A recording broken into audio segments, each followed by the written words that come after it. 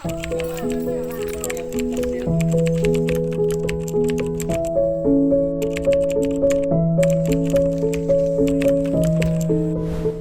sejahtera, saya representan Richard Hamid. Saya merupakan Presiden untuk Persatuan Anak Istimewa Sarawak.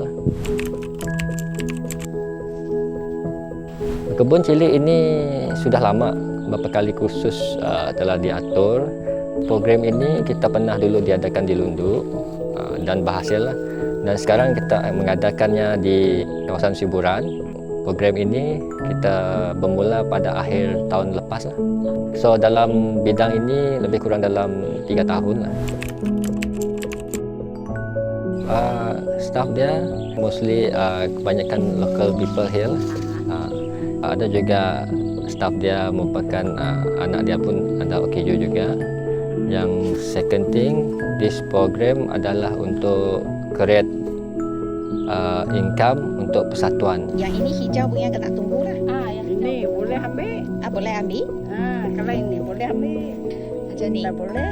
Macam ni tak boleh. Tunggu dulu. Ini sudah masak besoknya. Sekarang pun sudah nak masak. Tapi tiap-tiap hari kena petek kah? Tidaklah, tengok macam kalau ada masak ambil. Dalam bidang pertanian ini cabarannya memang ada. Sebab kalau di kawasan ini kita tengok dari segi electricity-nya tak ada, and then dan juga dia punya sources air kita kena buat sendiri. Yang selainnya adalah dari segi kalau penanaman cili kita kena kawal cili itu daripada kena penyakit lah. Itu satu yang kita harus berjaga-jaga. Ada gemuk, ada kecil. Ya, ada gemuk, ada kecil. Ya cukup baja macam saya ni gemuk.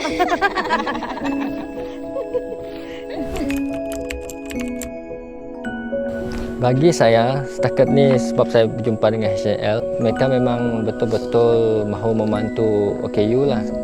Saya lihat, sebab bila saya datang sana, mereka just buka pintu dan terus berunding, terus lah, okey, bagus. Okay, when I first met the farm owner and saw what he was doing, despite his own challenges, I was deeply moved. He didn't just build a business, he built a purpose. Supporting him was never just about sourcing chilies. It was about standing behind someone who gives others like him a second chance. That inspired me to say, oh yes! Harapan kita memang agak besar lah sebab kita mahu develop ataupun empower, memperkasa golongan OKU dalam bidang pertanian lah. Macam perkebunan di sini boleh membantu persatuan lah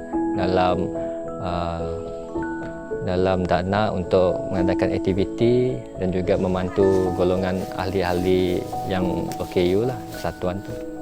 Apa yang kita buat ini adalah untuk komuniti atau persatuan OKU, di mana di sini kita merupakan satu perkara yang starting. Mungkin suatu hari lagi kita boleh buka satu ladang lagi untuk membesarkan dia dan mengambil OKU lain bekerja di sana lah. Kita mahu dia berdikari, tidak terlalu bergantung kepada siapa-siapa. So bila dia orang berdikari, jadi dia orang bebas daripada bebanan. When you buy this chili, it's just not about chilies. It's about purchasing with love. So each time you buy this chili, you are giving a second chance to these special needs people. Despite their own difficulties, they're still working hard to keep their dream.